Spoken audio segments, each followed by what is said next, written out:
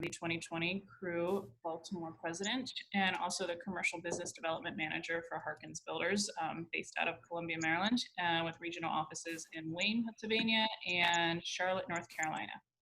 So I want to start off this morning by thanking our annual sponsors. Gold sponsors, Harkins Builders, JLL, Miles and Stockbridge. Silver sponsors, Absolute Services Industries, CohnReznick, Cott, Crammon and Graham, Badova Engineering, Rosenberg, Martin and Greenberg, the Brick Companies, and the Rockefeller Group. Our bronze sponsors, All Safe Elevator Inspections, Scenario, Charm City Concierge, Gradeline Construction Company, Howard Bank, Infinity Environmental, Katz Abosh, Land Care, Merit Companies, Mona Electric Group, My Cleaning Service, Omega Fire and Life Safety, Pennsylvania Architects, Price Modern, Rupert Landscape, Tyson Krupp Elevator, Unlimited Restoration, VSC Fire and Security, and Whiteford Taylor and Preston. So today, our silver sponsor, CohnReznick, is going to present on their PPP loan forgiveness. I know CohnReznick is a really prominent firm in Baltimore and DC, and Harkins is proud to be one of their clients. So today's panelists are Aaron Todd, one of our board members, our senior manager with CohnReznick, and Jolie Martinez Nadal, partner with CohnReznick, and I believe out of DC, if I got that correct. So ladies, I'll turn it over and go through your presentation. I think you've got what you want to share, correct? Yep. So Kelsey's going to pull that up. Thank you. So this morning we're going to give an overview on some of the recent updates to the Paycheck Protection Program, specifically related to the loan forgiveness application. So Kristen, thanks for the introduction. Again, I'm Aaron Todd. I'm a senior manager in our Baltimore office's assurance department, and I work in the real estate industry, and I'm CREWBaltimore's treasurer. So I'm happy to be here and excited to go through this with Yoli, who's a partner in our tax practice in Tyson's Corner. Hi, my name is Jolie Martinez. So I'm in the, like they mentioned, in the Tyson office.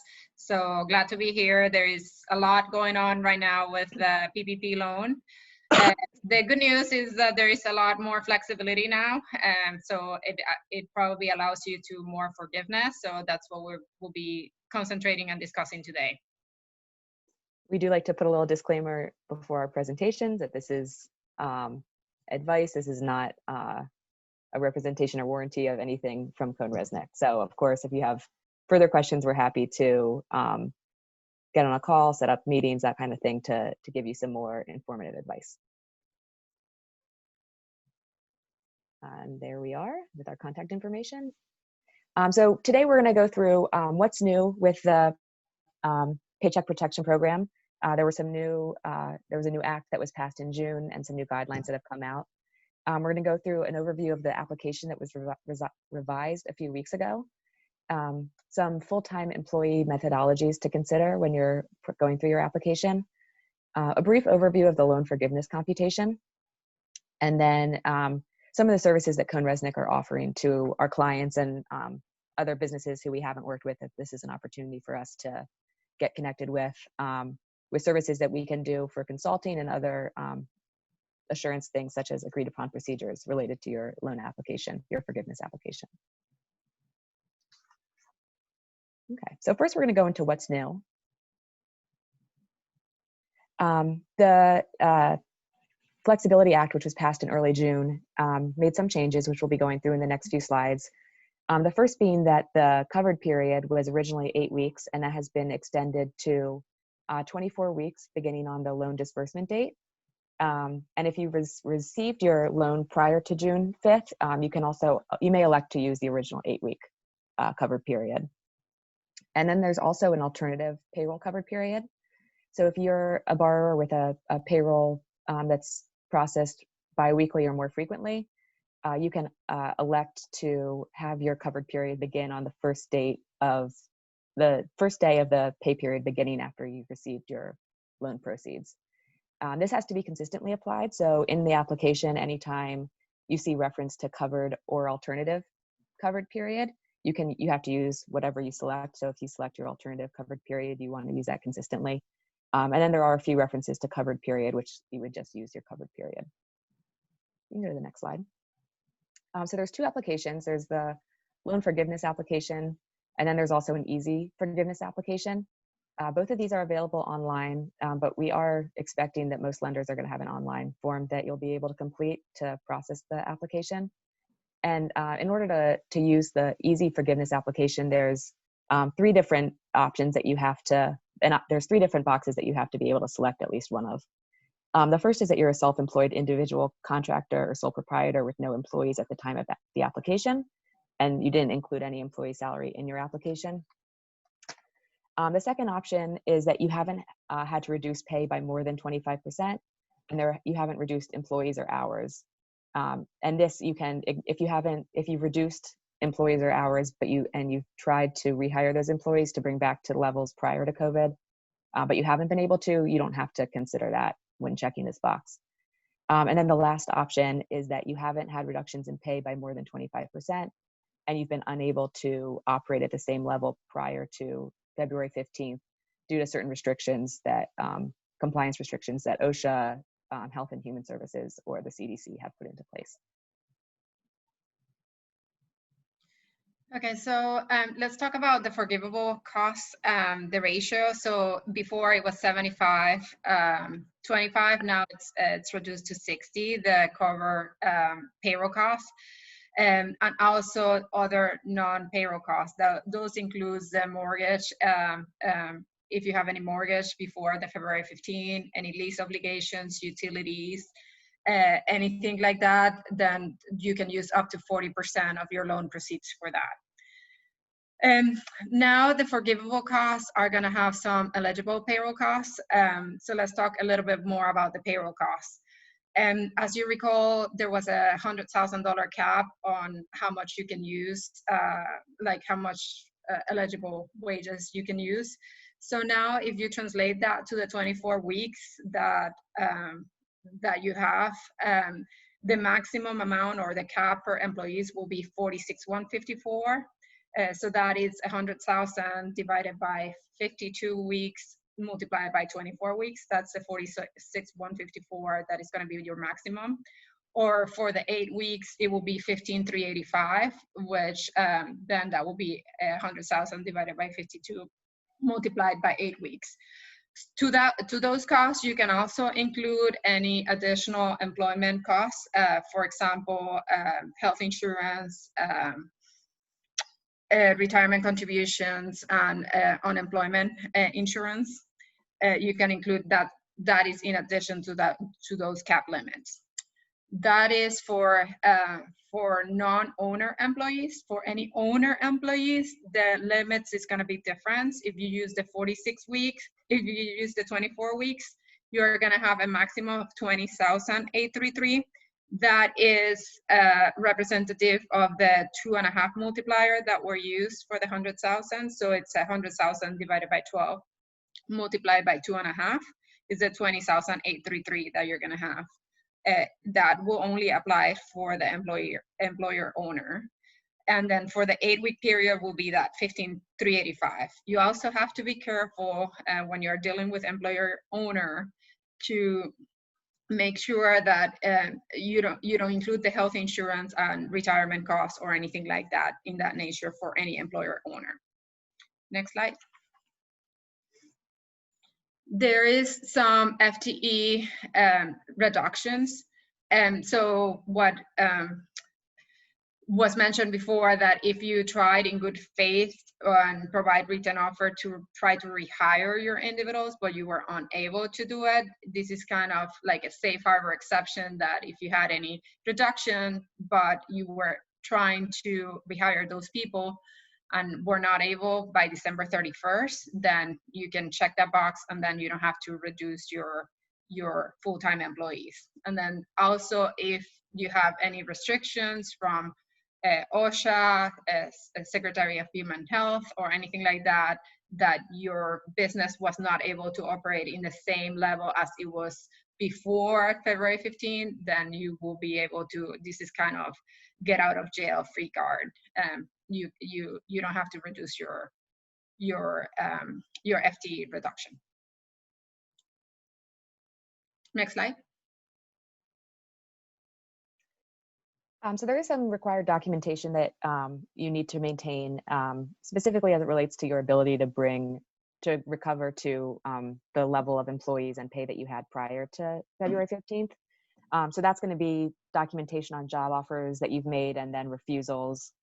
If you've offered, if you've reduced hours and then you've made offers to recover those hours back to normal levels and the employees have refused that, you want to keep that documentation.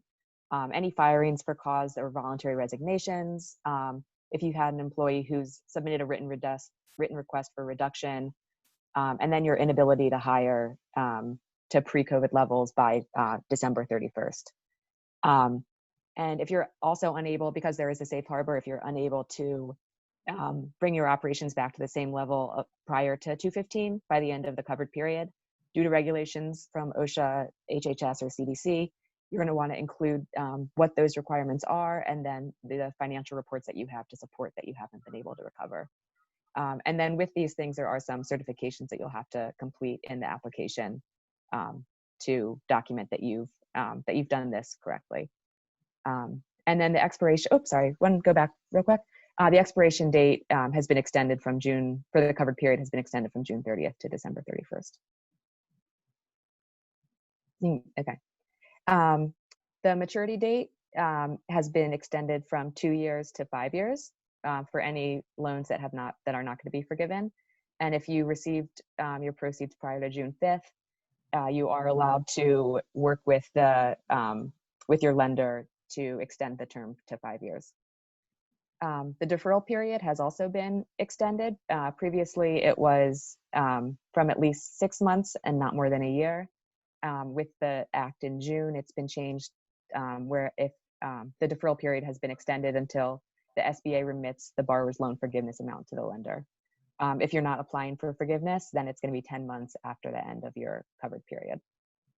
And then the new act also allows loan recipients who receive loan forgiveness to defer payroll tax for the period from March 27th through December 31st. And you're allowed to defer 50% of that until 2021, and then the remaining 50% will be paid in 2022.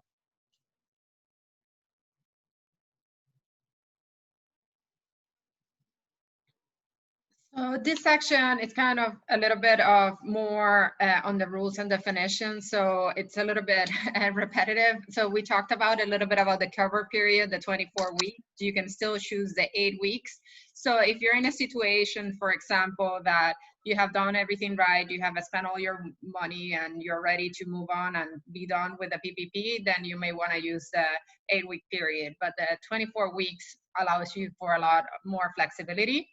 The 8 weeks period also is good if you're thinking that now your facts have changed and you may need to think about any reductions in the future, but you didn't have any reduction during that 8-week period. You may want to be done and get your application in before. And one thing that we have heard is that the banks are not accepting applications. The earlier that they will be accepting application will be mid-July. They're not ready. Some banks have told their borrowers that they will not be accepting application to sometime in August or September. So you have a little bit of time for planning. So these rules allow you to do a little bit more planning. So we talked a little bit about the alternative payroll cover period. These you will use if you have a biweekly, and especially it was very helpful for the 8-week period to start the day that your payroll cycle started instead of the day that the loan was dispersed. Next slide. So let's talk, so we talked a little bit about the eligible payroll costs, like the 24 weeks and the 8 weeks, the 46,154 maximum, and the 15,385 per employee if you're gonna use the 8-week period. Make sure that you pay special attention if you have any employer owner, that you don't use any more than 20,833. So again, these rules were made for employers to keep their employee, not really for the owners, and that's why they are a little bit more stringent on the owners rather than the employees. So next slide. One of the things here, I guess I forgot to mention, is we don't have regulation yet to see if any attribution rules. So for example, if somebody hires some family members, if those rules for employer owner is going to apply to any family members. Or if the owner compensation was determined after the business start. So if the business started in 2020, how the owner compensation is determined. So we need a little bit more guidance on that. Next slide. The forgivable cost also includes any cover mortgage obligation. We talked about you cannot do any prepayments of principal or any payments of principal. It's only interest. On the rent obligation, it will be any lease incurred or enforced before February 15. We still do not have too much guidance on what are the real estate taxes. How is that gets into this calculation, so we will wait for more guidance on that. On the cover utility payments, one thing to note is that sometimes it's paid or incurred, so you may have a payment after the cover period, but it's incurred during the cover period. So if you have a billing cycle that you pay after that, then it's okay. It needs to be paid or incurred. You also can do anything from prior. You cannot do any prepayments for any of this costs. We also are waiting for additional guidance on the transportation expense. What does that entail? Next slide. So we're going to go a little bit through the timing of the forgivable costs, which Yoli mentioned also briefly, but you are eligible for forgiveness for payroll costs paid and payroll costs incurred during the covered period. And then the non-payroll costs have to be paid during the covered period or incurred during the covered period and then paid on the next billing date, even if that is after the covered period. So if you can only count the non-payroll costs that were paid and incurred once. So if you paid something in the period and you incurred it in the period, you're only going to want to pay that, count that once. The good thing is that by if you elect to do the paid option, you can include costs that were paid during the cover period that you may have incurred prior to the start of the cover period. So that gives you a little more cost that you can include. And so now we're going to go into the definition of a full-time equivalent employee, or you'll see it referred to as FTE. So for each employee, you're going to take the average number of hours paid per week and divide that by 40 and then round that to the nearest 10th to see what the equivalent is. The maximum that you can do for this is 1. So if you have an employee who works more than 40 hours, they're going to count as 40 hours or more, they're going to count as 1. If they work less than 40 hours, there'll be some percentage of 1. There's also an option to use a simplified method where you would assign 1 for employees who work 40 hours or more and 0.5 for employees who work less than 40 hours. And in a couple slides, we're going to go through a few examples of, so you can see when it's more beneficial to use a simplified method versus the full method. And then the cash compensation that was paid or incurred during the covered period may not exceed the annual salary of $100,000. And that's going to include gross salaries and wages, gross tips, gross commissions, any paid leave such as vacation, family or medical sick leave. And that does not include leave covered by the Families First Coronavirus Response Act. And then it also includes any allowances for dismissal or separation, and such as severance payments.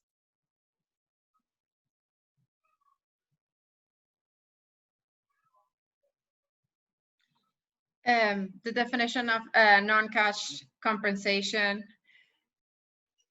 is a payment of, I think we talked a little bit about that. You can include also any health insurance or retirement payment, or any unemployment insurance, sorry. For this, you just have to be careful for any employer owner that does not include healthcare or any of this costs. Generally, there are some rules depending if it's an S corporation, partnership, or self-employed, but just double check the rules when it comes to any employer owner. Next slide. So so we talked a little bit about the forgivable costs and the eligible payroll costs and the non-payroll costs, the 60 and the 40. So it's not a cliff. If you don't spend, even if with the 24 weeks, if you don't spend the full amount, you can get a proration of the 60 and the 40. So it's not a cliff. When you're doing your application, you will have to reduce your loan forgiveness if you had received the economic injury disaster loan, the EIDL. Any advance received, you will have to reduce it for that. Any loan in excess of 2 million, you need to make sure that you have met all the qualifications and any waivers on the affiliation rules. And any loans in excess of 2 million will be subject to an audit or review. So just make sure that on those ones, be extra careful with all the documentation and any necessary, making sure that you have checked all the boxes. Next slide. So the reduction of the loan forgiveness, if you have any reduction of FTE employees, it's going to be trickier to calculate, especially if you have hourly wages than salary wages. If you have more than 25%, you're more likely to not have a full forgiveness if you have more than 25% reduction in salary. So you just have to double check. That's where the calculations get a little bit of more complex when you have any reductions. And we're going to go through an example later.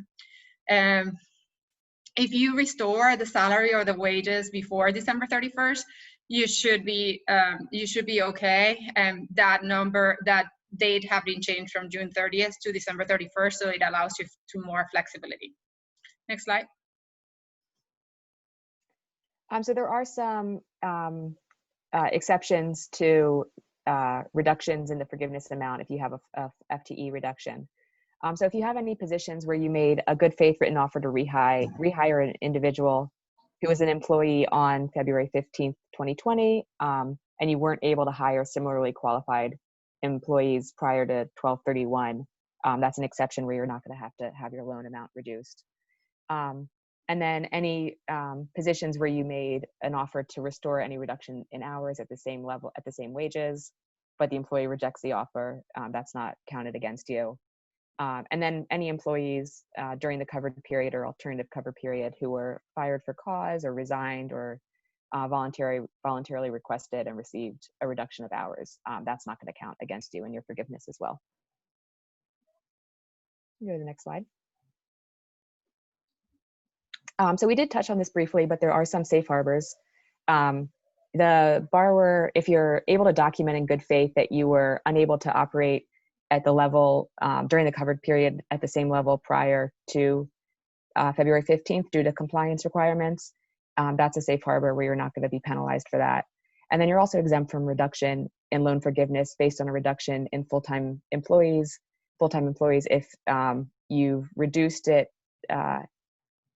through April 26th, and then you've been able to restore that level prior to 12/31. There is some additional guidance that we need for this, specifically being that the restrictions to recover your operations are based on federal regulations, but as we know, a lot of the reopenings are based on local jurisdiction. So that's one thing that we're looking for some more guidance on. Whether the employee is permitted to lay off employees after the covered period or 12/31 without being penalized. And then the metrics used by the SBA to determine the recipient's inability to return to the same level of business activity. So what types of things is the SBA going to be looking for when they're evaluating whether the borrower was unable to recover their operations? So like we mentioned, if you're received a loan in excess of 2 million, we are expecting that SBA will be auditing it. We don't know the extent of the audits if your loan is less than 2 million, but regardless, there is a number of documents that you are required to submit to the lender. But most of these should be things that you keep in your normal course of business anyway, so I don't think it's too big of a lift. But for payroll, it's things like bank statements or third-party payroll service reports, tax filings such as the 941 form, any state quarterly business and individual wage reporting or unemployment insurance tax filings, payment receipts, canceled checks, or account statements for 401k contributions, health insurance, or retirement plans that you've included. For the FTEs, you want to include payroll tax filings, 941s, again, anything that third-party documentation to support the number of FTEs that you're reporting. And then for non-payroll costs, for interest, you can include the amortization schedule or copies of checks, lease agreements for rent, and then copies of the utility payments from February 2020, and then also those from the covered period. Go to the next slide. And then the Schedule A worksheet is what lists out and calculates the full-time employees and the salaries. So you're going to want to have support for the listing of the employees that you include in this Schedule A, including any of the calculations. Basically anything that you're including in your Schedule A, you're going to want to have some backup documentation for. I'm not going to read through all these, so you can go to the next slide. And then you're going to want to keep these records for at least 6 years after the date the loan is forgiven or repaid in full. And you are going to need to allow the SBA representatives to access such files upon request if your loan is going to be audited or reviewed. And the lenders are going to be doing good faith reviews, but the extent of that is kind of up to them. So that the SBA is going to be involved in this. So you will have to do some certifications as part of applying for the loan forgiveness. Most of the certifications are going to have to do with making sure that you are using the funds for what you said you were going to use the fund for. So for all the eligible costs, that you include all of the applicable reduction, if that applies to your situation, that you use the 60% percentage for the payroll costs, that you use the 24 weeks, everything that we have talked about for the 24 weeks for any employer owned, that you reduce it to that 20,833, and if you use the 8 weeks, it's the 15,385. That you didn't use anything for unauthorized use, that everything was used for payroll or utilities or rental, everything that we have talked about. There is penalties if any fraudulent or false information is provided, so you have to be careful with that. There is also, SBA will always have the authority to the eligibility, so you will have to certify that you will have all the documentation in place. And also very important is everything needs to be consistent between what you provide to the lender to what was provided to any federal or state agency. So anything that you reported to the IRS or anything like that will need to be consistent. So it's self-explanatory, but those are part of the certifications that you will have to include when you do apply for the loan forgiveness. So can you go back to the previous slide? So we did touch briefly on that there's two methods that you can use to calculate your full-time employees. There's the standard method where you actually calculate based on the number of hours they work, or the simplified method where you're assigning 1 to any employee who works more than 40 hours and 0.5 if they work less than 40 hours. So if the majority of your part-time employees work under 20 hours per week, it's going to be more beneficial for you to use the simplified method and assign 0.5, which you can see in this first table. Where 5 out of the 7 employees are working less than 20 hours. So if you did the standard method, you'd be getting less than 0.5 for them. But using the simplified method, you get a bump up for 0.5. On the other hand, if most of your part-time employees are working over 20 hours a week, using 0.5 is going to be a reduction of what you would otherwise get by doing the standard method. So those are a couple of examples and just some things that you want to consider when determining which method you're going to do.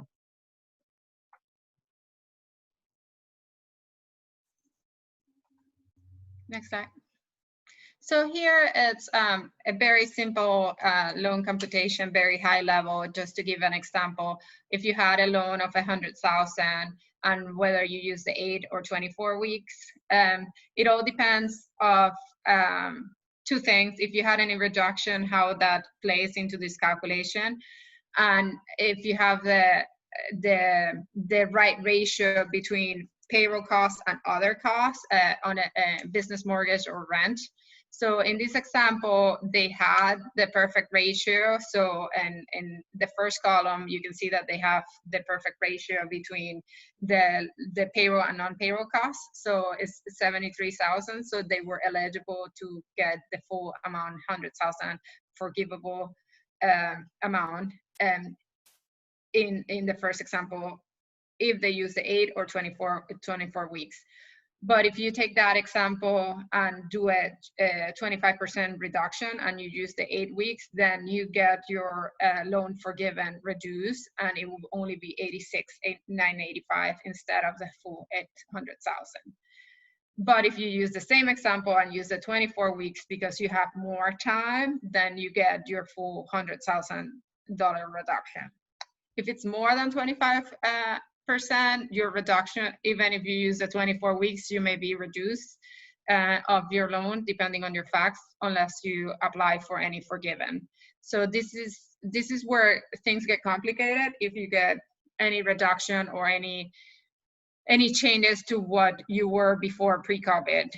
Typically, if you're straightforward, you have used all the money for your payroll and non-payroll costs, then you should be fine. Most of your loan will be forgiven. Any questions? We have covered a lot, and I know we went through it pretty fast, so I just want to go through any questions, any specific issues so far, and then we can go into a little bit more of our services.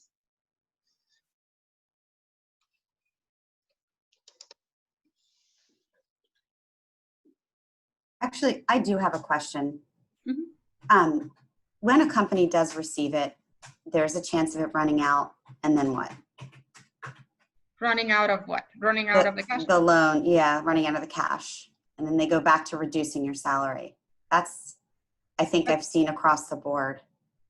I mean, so the problem is if they reduce your salary before the cover period or before they ask for the loan forgiveness, they should restore it before they ask for the loan forgiveness or December 31st. Otherwise, they potentially can get reduced on their loan amount, on the loan forgivable.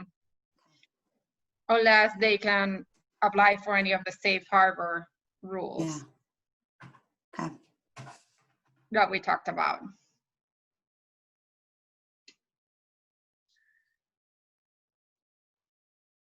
Any other question?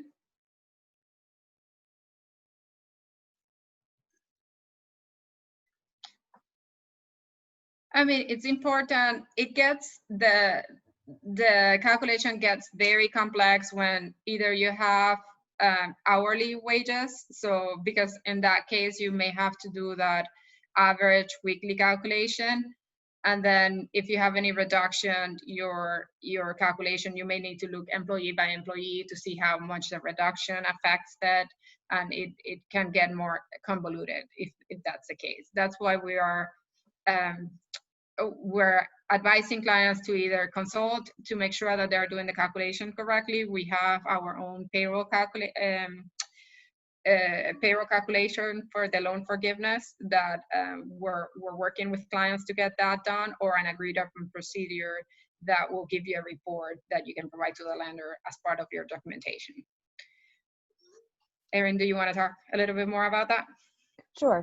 So the AUP, this is a standard engagement that we do for a number of different types of requirements, where we follow it. It kind of goes by what's called an agreed upon procedure. So we follow a set of procedures, and then we report on whether you complied with those procedures or what the result was.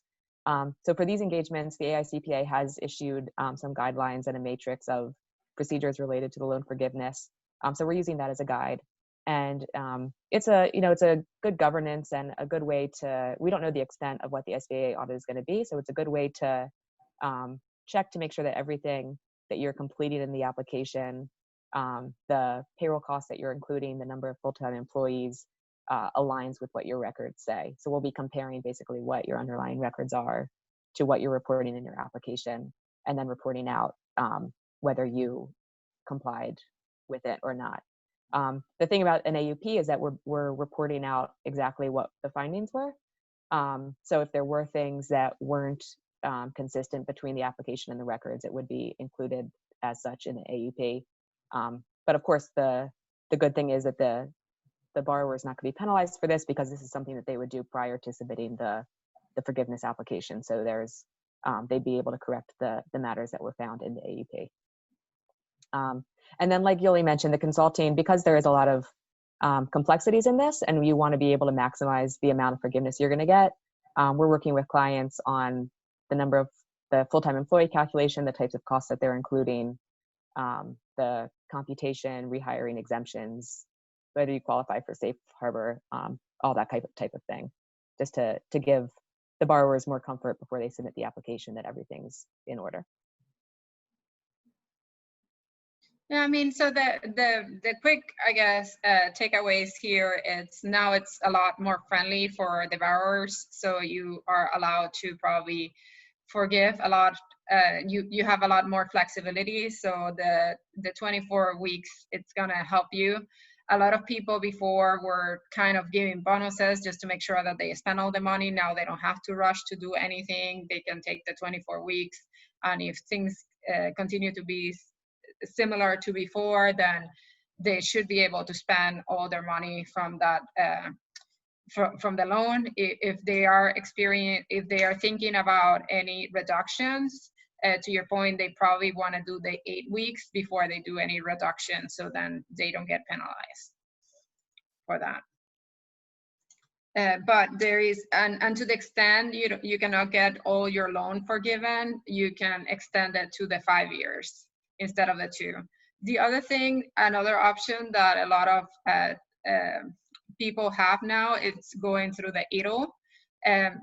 One thing if you do the economic disaster loan, you will have to reduce some of your PPP loan forgiveness for that advance money that you receive on your EIDL, which is the $10,000. So just note that, but that also provides a lot of flexibility too, because it's 30 years and the interest is pretty friendly, it's pretty low. So that's another way of getting liquidity. And today, I didn't mean to mention this at the beginning, but if you haven't submitted an application to receive a PPP loan, today is the last day for that. Yeah. Yeah. And if you just go back to the previous slide, we have our website up there. We have a number of other resources. We're coming out with thought leadership pretty much weekly with articles about latest updates. So there's a lot of resources out there for you if you have more questions. Yeah, and we put together webinars as well that has more details on whenever any regulations come out, we put it regularly. And the other thing I guess I'm a tax person, so the other thing that they have not provided clarification on, the IRS came out and said all of these costs, if the loan is forgiven, they are not going to be allowed costs for purposes of your tax return. So you just have to track those. So any I guess bonus or whatever, if you have the flexibility for the 24 weeks, you may want to wait until after the 24 week to do them, to allow those expenses to be expensed. So it's not in the cover period.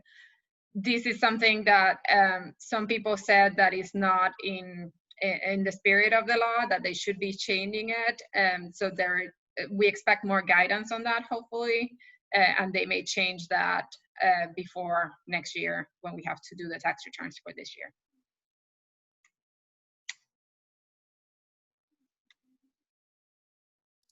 Great. Any other questions?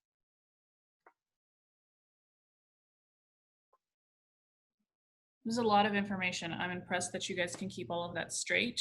My brain doesn't work that way, which is common. All right. Well, this was wonderful. Thank you so much. Again, happy to say that, Harkins and CohnReznick have a great relationship. And they are a silver sponsor. So for any of you business owners or anybody looking for financial or business financial help, go to CohnReznick. Yeah. We're, especially now, we know a lot of questions and uncertainties, and, it's a different time. So we're happy to be here help in any way that we can. Yes, yeah, and your webinars have been fantastic. I'm on your email list, so if anybody's interested in receiving those, you can reach out to Erin or you can reach out to me, and I can make sure to get your information over to them. So, Sure. great. Thank you. Thank you. Everybody have a great holiday weekend. We're taking next Tuesday off just because we have well, I think a lot of people are on vacation this week, but I know a lot of people are going to be on vacation next week as well. And then we will start back up with the following Tuesday, and we're working on a webinar for, oh my goodness, landscape design, landscape architecture with Colleen Bachelet to talk about Oh, cool. being in the in the workplace as far as social distancing for restaurants, parks, and outdoor space design. So That's great. more information to come on that, so keep an eye on your email. And then our next virtual luncheon will be July 15th, which will be Feds, Meds, and Eds. We do have a pretty good panel for that, so I hope that you guys all sign up and take advantage of our lunch panel. All right.